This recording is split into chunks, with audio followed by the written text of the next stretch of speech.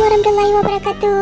Jumpa lagi kita guys di channel Penajuh Tanyo. Nah, kali ini saya akan memperlihatkan proses pembuatan dimfan, salah satu makanan khas di Aceh. Nah, ini adalah salah satu jenis makanan yang paling diburu di seluruh Aceh ya. Umumnya masyarakat Aceh sangat suka dengan jenis makanan ini.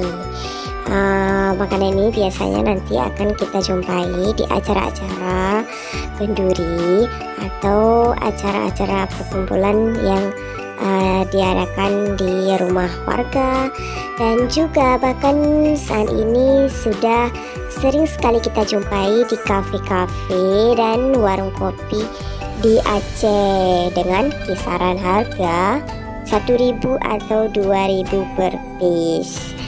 Oke guys, bagi kalian yang penasaran bagaimana cara pengolahannya, ikutin terus ya video ini sampai tuntas. Thank you.